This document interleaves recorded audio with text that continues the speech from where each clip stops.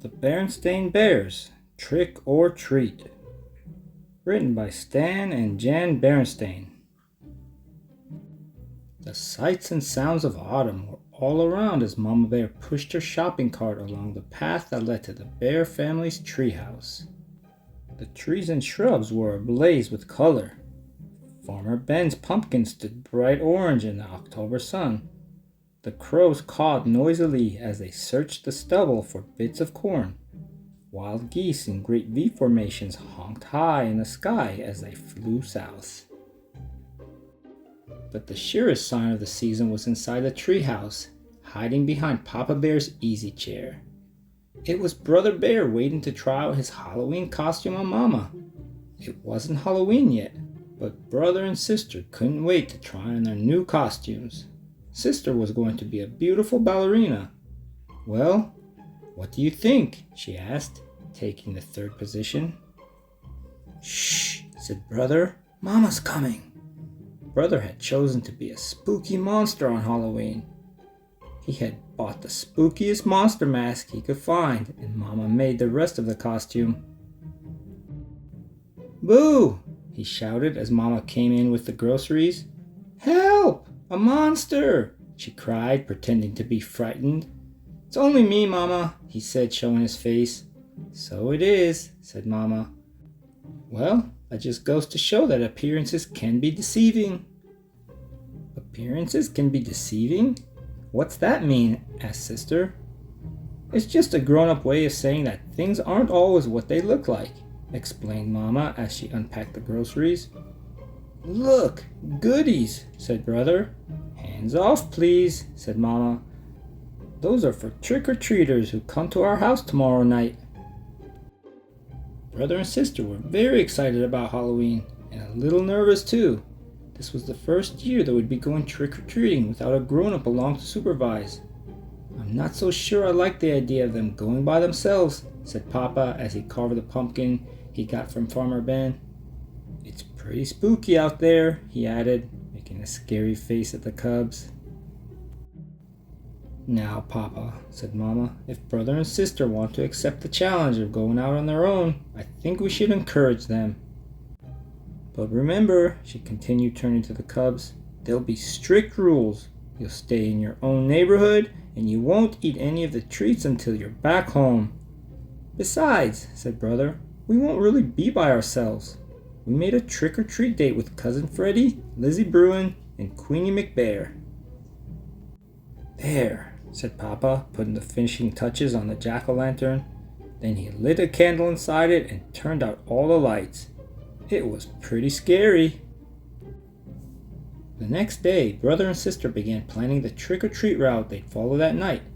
Brother got a pencil and paper and made a map of the neighborhood. That way, he explained, they wouldn't miss anybody. "Let's see now," he said. "We'll stop at our houses first. Ours, Freddie's, Lizzie's, and Queenie's. Then we'll do Farmer Ben's and our sitter's Mrs. Grizzly." "Mrs. Grizzly for sure," agreed Sister. "She usually makes special Halloween cookies. And Teacher Jane, she gives out good stuff." "How about Dr. Grizzly?" asked Brother. "She's into health snacks." "I don't think so, just to be polite," said Sis. "Gramps and Gran, of course." "Of course." "I'll tell you one place we're going to miss," said Brother, folding his map. "What place is that?" asked Sister. "That one," he answered, pointing out the window at the home of old Ms. McGrizz. It was a spooky, twisted old treehouse in a thicket at the end of the crooked lane. "We're definitely not going there," he added with a shiver. "Why ever not?" asked Mama, who was listening. "Why not?" said the cubs. "Because she's a witch. That's why not." "What utter nonsense," protested Mama. "True, Ms. McGrizz is old and bent and rather forbidding looking. But I can assure you she's a perfectly nice person." But the cubs didn't believe her. Not for a minute. They knew better. Everybody knew better. No doubt about it. Ms. McGrizz was a witch for sure. Just after dark, a pirate, a skeleton, and the wicked queen from Snow White came for brother and sister. They were Freddie, Lizzie, and Queenie, of course, and together they ventured out into the darkness with their trick-or-treat bags. Before they could get started collecting Halloween goodies, they were joined by some worrisome company. Too Tall Grizzly and his gang, out for mischief. Too Tall didn't waste any time trying to get brother, sister, and their friends to go along with him and his gang. "Come on, we'll show you goody goodies how to have some real Halloween fun," he said, pulling brother along with him. "What sort of fun?" asked brother worryingly. "Oh, you might say we're gonna put the trick back and trick or treat," he said, chuckling. It was so dark that brother and the others didn't notice where they were heading. "Hey," said sister, "this is Crooked Lane." "That's right," said Too Tall. "We're gonna play a few tricks on old Witch McGrizz." "What sort of tricks?" asked brother. Her gnarled, twisty old treehouse loomed ahead. "First," whispered Too Tall, taking a roll of toilet paper from his jacket, "we'll decorate her house with a little of this. Then maybe we'll tie a few knots in her clothesline. Then smear some honey in her broomstick so she'll stick to it when she tries to fly." But before Too Tall and his gang could start their mischief, the front door opened and a bright yellow light stabbed the darkness.